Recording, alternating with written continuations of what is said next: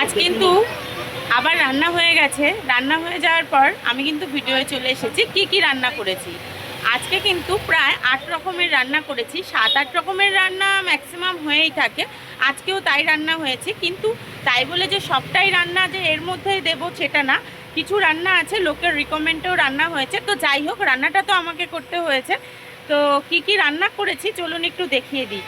তার আগে বলে দিই, যারা আমার এই ভিডিওটা ফেসবুক থেকে দেখছেন তারা প্লিজ একটু ফলো করে নেবেন, আর যারা ইউটিউব থেকে দেখছেন তারা কিন্তু একটু সাবস্ক্রাইব করে দেবেন। আপনাদের সহানুভূতি কিন্তু আমার অনেকটাই প্রয়োজন আছে। তাহলে চলুন দেখিয়ে দিই কি রান্না করেছি। নতুন করে বলবার কিছুই নেই, প্রত্যেক দিন তো ভাত তো অবশ্যই হবেই, কিন্তু ভাতের যে কোয়ালিটিটা, এই যে ঝুরঝুরে ব্যাপারটা, এই ঝুরঝুরে ব্যাপারটা কিন্তু প্রত্যেক দিন এটা আসে, কারণ আমি ঝুরঝুরে ভাত পছন্দ করি। মনে করি ভাত যদি ভালো হয় তবে কিন্তু খাবারটা খেতেও ভালো লাগবে। সাথে আজকে কি রয়েছে, এখানে আলু মাখা রয়েছে, বটবটি ভাজা রয়েছে, আর এখানে ভেন্ডি ভাজা করেছি। বটবটি ভাজা দুজনের রিকমেন্ডে আছে, তাকে ভেন্ডি ভাজাও দেবো। আর এখানে একটা কাতলা মাছের পেটি আছে, সেটা তিনি মাছের ঝোল খাবেন না, শুধু মাছ ভাজাটা। আর এখানে বাদবাকি লোকের জন্য আলু ভাতে করেছি। আর এখানে রয়েছে মুসুরির ডাল। মুসুরির ডালটা কিন্তু বেশ ঘন হয়, সেটা নতুন করে বলবার কিছুই নেই। আপনারা যারা রোজ আমার ভিডিও দেখেন তারা কিন্তু জানেন যে মুসুরির ডালটা কিন্তু যথেষ্ট ঘন আর ভালো হয়।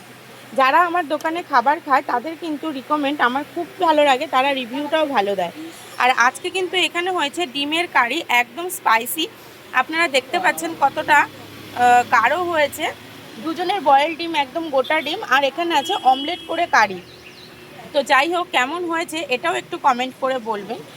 সাথে কিন্তু আজকে রয়েছে পাঁচমিশালি সবজি। কদিন নানান ধরনের সবজি করেছি, আজকে কিন্তু পাঁচমিশালি সবজি করেছি। 5 ফোড়ন, শুকনো লঙ্কা ফোড়ন দিয়ে আর একটু আদা ফোড়ন দিয়ে কিন্তু আজকে রান্না করেছি এখানে পাঁচমিশালি সবজি। আর কি করেছি, মাছের ঝোল। চলুন মাছের ঝোলটা দেখিয়ে দিই। মাছের ঝোলটা যে কতটা পরিমাণ স্পাইসি হয় সেটা কিন্তু আপনারা খুবই ভালোই জানেন। আর আলু দিয়েই মাছের ঝোল হয়। আর এখানে কিন্তু আজকে এক রকমেরই মাছ আছে, জ্যান্ত রুই মাছ রয়েছে। আজকে ধনেপাতা দিয়ে ওপরে একটু ছড়িয়ে দিয়েছি, কারণ ধনেপাতা কিন্তু মাছের ঝোলে দিলে সেই মাছের ঝোলের টেস্ট কিন্তু অন্যরকমই হয়ে যায়।